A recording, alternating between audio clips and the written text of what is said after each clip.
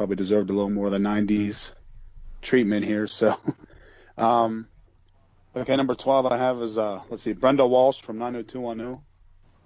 Number 11, I have Tim the Toolman Taylor from Home Improvement. It's a good one. 10, Elaine Bennis from Seinfeld. 9, I have Steve Urkel from Family Matters. 8, Zach Morris, Saved by the Bell. 7, Uncle Jesse Katsopoulos, Full House. 6, Cosmo Kramer, Seinfeld. 5, Eric Cartman from South Park. 4, Joey Tribbiani, Friends. 3, Al Bundy, Married with Children. 2, Homer Simpson, The Simpsons. And my personal number one favorite is George Costanza, Seinfeld. That's a good list. All right, I appreciate that. I was a little worried. I heard we had a 90s specialist here on this week. I was like, I got. There's no pressure whatsoever. No. I think, yeah, if you watch TV in the 90s, you could at least, maybe not be an expert, but at least come up with a list. So. Yeah, there's, I have at least like 10 sitting here too that I was like, oh, really? I gotta leave these people off. I have a whole bunch. It's tough. It's tough. Yeah. Drew, what's your list look like? Yeah, so I mean that's another thing too. Like the 90s had so many great characters that they gave us. Yeah, it did. Yeah, I mean it's tough to try to narrow it down, but so I'm actually I had some notes here. Give me a quick second because I didn't actually have a list of like top 12. I had a top 5, but let me I can easily expand upon that. So if I am going to start off with number 12, I would probably go with it's tough. I feel like I have to go with Fresh Prince from Fresh Prince of Bel-Air. Yeah. I mean, the show was great. I mean, you have Carlton on there and his iconic dance, and he had probably the best intro song to any TV show probably ever. Won our a couple weeks ago. We did best TV theme song, and Fresh Prince actually won that. Yeah, and Fresh Prince won. I would disagree. with that. What do you think was the best TV theme song? Oh, okay. No. I'm saying I wouldn't disagree with that. Yeah, Fresh Prince is. No complaints here. All right, so number 11, I will go with I'm going to go Jordan Catalano from My So-Called Life. That show was really only on for 1 or 2 seasons, I think from like 93, 94, somewhere around there. Jared Leto is always a fantastic actor, but honestly, I love 30 Seconds to Mars, so anything the guy does, he's pretty much going to be awesome in. But yeah, I remember that show was pretty solid. So I'll put him at number 11. Number 10, I'm going to go with Screech from Saved by the Bell. I feel like you could probably pick any of those guys when AC Slater's up for Screech. But Screech, I mean, of any of them, I feel like he stands out the most just because he's Screech. So that is 10. So number 9, let's see. All right, so here's one. Chuck Norris, Walker, Texas Ranger. No. I actually watched that show. I think it was on like Saturday nights. I don't know why I watched that show because it wasn't really fantastic at all. But I mean, it's got Chuck Norris in it, so you have to Chuck Norris. It. Why wouldn't you watch it? Exactly. And Ricky Bobby named his kids Walker and Texas Ranger in Talladega Nights. So I feel like that should get him some kind of street cred. So that was number 10. Number 9, I think I'm going to go with Joey from Blossom. Whoa. I mean, that guy was. Whoa. Yeah, everyone. Yeah, I mean, he was. He definitely stood out in that show. I feel like he was always a great character. Number 8, I'm going to go with Cosmo Kramer. Anytime he entered the screen, I mean, the crowd always applaud. But I feel like even like watching it, from home, I feel like you're always like, all right, now things are going to get good. It's going to pick up. True. So I got Kramer there. All right. So number 7, Uncle Jesse. living upstairs while Joey's in the basement. But hey, that's their own living situation, and they have to deal with it. Cut it out. Exactly. Don't tell Lance Morissette about him.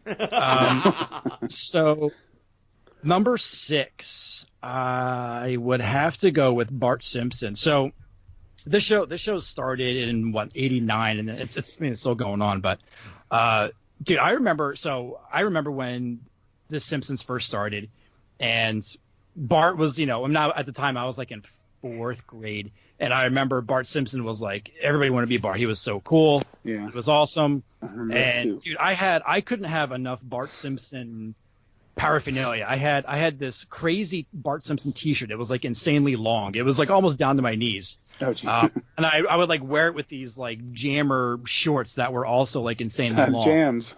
Exactly. Yeah. So I wore them, and I had like a couple like random Bart Simpson pins, but I had this one Bart Simpson pin. It was huge. Like it was slightly larger than like a CD. Like that's how big this freaking pin was. And I would like wear it thinking I was cool, and then like I'd like walk around school with it, and then when I would get to my desk, I would actually take it off. And because the pin was so friggin' big, it actually like on the back had like a stand that would like fold out. And so I put it on my desk, and I was like, this is pretty cool. But for whatever reason, I'm not sure why, but somehow this didn't really attract the ladies in the 4th grade at Mercyville Elementary School. I'm not sure why, but Giant don't have a cow pins didn't attract the ladies. Huh? Yeah, well, maybe that could be why. Because I think I had the Cowabunga dude. Oh, maybe that's don't have a cow, man. Maybe that's Simpsons were such a phenomenon back when they started. You're so right. It was a big deal, and you're right. Everybody was wearing Bart Simpson stuff. That was, we think of it now. It's like, does anybody actually watch The Simpsons now? It's it's crazy that they're still on the air. But yeah, when they first came out in the '90s, they were huge. Yep. Oh yeah, he had his own song. Oh, Bart yeah. Man. Yep. Do the Bart Man. That, yeah. Yep. Well, they started on that Tracy Ullman show. I think, right? I think they did. That's when they. That was like I remember seeing the first skit. I'm like, this is pretty funny. They just kept zapping each other at the writing on therapist. That show. The writing on that show was so great. Oh yeah. It was so amazing. And even now, so my wife and I, we still like around Halloween time. We still like on is it on FX or I forget what station it's on, but they actually they'll run through and play the Treehouse Horrors, yeah. Exactly. Yep, they'll play the Treehouse of Horrors. Yeah. So we usually kind of like watch as many as we can like during the month of October. Those things were fantastic. Yeah, those were good. Love them. All right, so Bart 6, number 5. So Joe, with your permission, I'd like to combine these two as one because I feel like you can't really have one with the other. But I'm going with Beavis and Butthead. Oh, there you go. That's because I love that show. My best friend and I, we'd watch them all the time. The storylines were funny as they were, but our favorite part was always when they would watch music videos. Oh yeah. They would either rock out if it was like Metallica or Alice in Chains. So they liked them. So, all right, you guys are cool. Exactly, and they would make fun of like other ones, like the pop ones. Or... Exactly, or Letters to Cleo. I used to love when they would just like randomly sing like garbled words to that song. Yeah. That was great. Such a great show. Yeah, Beavis and Butthead, love them. So number 4. This guy's a sleeper for me, but I feel like as I've gotten older, I'm a dad now. I have 2 little girls, so I feel like I relate to him more. And I think I don't know if I did actually have Tim on here from Home Improvement, which I do like Tim, but I'm actually going to go with Wilson, his neighbor, number 4. A little bit of a sleeper pick, I feel. He, always hiding behind the fence or hiding behind something. I always loved how they would always find creative ways to hide his face on the show. But he was the moral compass on that show. He was the show's conscience. Whenever and Tim Allen, Tim the Toolman Taylor would always try to. He had a good heart. His heart was in the right place. But he usually try to find a way to screw things up. He'd always have something up. Exactly. Yeah. And then go to him for his advice. Exactly. And then he'd, always go to Wilson to, hey, here's what happened. Wilson would be like, all right, here's what you got to do. And he'd give him some kind of like proverb or something like that, which Tim would, in turn completely screw it up when he would try to like say it back to his wife or whoever. But yeah, Wilson was always a good character on Home Improvement. So I'm putting Wilson 4. Number 3, I'd like to put the rest of the family on here, but I'm going to go with just the one. I'm going to go with George Costanza. The dad, Frank Costanza, is amazing. I love him. But I'm going with George. Yeah, he just got more airtime, so I'm going with George Costanza. I think, and he was your number 1, right, Mark? Yeah, he was my number 1. You can't go wrong with George. He sleeps under his desk. Yeah. He had a custom-made desk that he can. I would love to have one of those. Are you kidding me? You'd love to have him as your latex He sleeps with women on the desk too. Yes, while eating. Also, right. and somehow he weaseled his way to working for the Yankees and didn't do anything. It was great. Hey, can you blame him? That's pretty cool. No. Yeah. See, I hated. All right, I hated George Costanza's parents.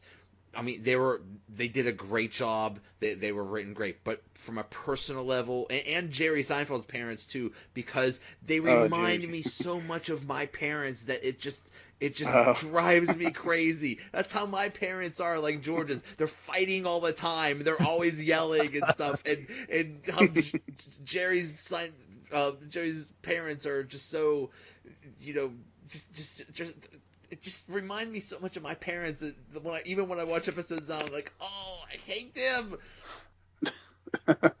You could relate. I relate way too well. It hits too close to home. Way too much. but I think that's what makes it. Obviously it does hit close to home for probably a lot of people. I think that's what makes them so fantastic was that they were so relatable, but they were still just so hilarious. Yeah, definitely. All right, number 2, going with Steve Urkel. I loved them. I you know what? I always felt he got bullied a little too much on that show. I didn't appreciate it, but I mean, he was hilarious. I mean, his catchphrases were great. The whole did I do that or exactly did somebody say cheese? I love it. When they had his alter ego, which was like a cool version of him. Yeah, like it was actually Jaleel White, right. Urkel, he'd come out and be like all hitting on that girl that he was always Urkel always trying to get dates with. He was probably just like a throwaway character on Family Matters, and he basically like took over the show. It was became Urkel and Friends. Exactly. The show was all about Urkel. Maybe my memory isn't serving me right, given my advanced age and all, but I felt like Carl Winslow always kind of like bullied him a little bit too. He kind of like, probably did. Was a little meaner to him than maybe he should have been. Like, and I get, Winslow in an alternate universe did help save Nakatomi Towers, but exactly. I don't think that excuses his behavior here. But all right, man. Number 1, got to go Homer Simpson. Dude, his quotes, his quotes are he has some of the best classic ones. I mean, I think probably the most popular one I'm going to say is probably it's alcohol, the cause of and solution to all of life's problems. But I mean, he has so many of them. Even communism works in theory. my favorite is, and I've always used it too, is I remember there was one scene and he was thinking, he's like, in his mind, he's like, I am so smart. Oh yeah. I use that all the time. Man, although it does not translate well on Twitter. It's dumb when you type it, but yeah, right. I like when he. Yeah, it just looks like a typo. I like when he said, "You tried and you failed. The lesson is never try." That's great. Yeah. So many moments. I mean, it's infinitely quotable. Yeah. So definitely. The problem I had with my list is some of these shows, the characters are. It's hard to pick one character. Like on Friends, how do you pick the best character on Friends? Or even Seinfeld. Yeah, like Seinfeld or something. Yeah. Oh, exactly. Even Seinfeld, I had 3 on there because I couldn't really knock one out, and I was like, to me, it was big enough that I could kind of do that. But then you leave off things that were kind of iconic as well. Still a Seinfeld nut. I still watch the reruns every night, and I live tweet them. I live tweet the entire episode when I watch it. So I am a nut about that show. My list is kind of similar to Mark's. I have Fresh Prince Will Smith, Zach Morris, Urkel, Al Bundy, Homer Simpson, Uncle Jesse, Bart Simpson, Phoebe from Friends, Kramer from Seinfeld, Joey,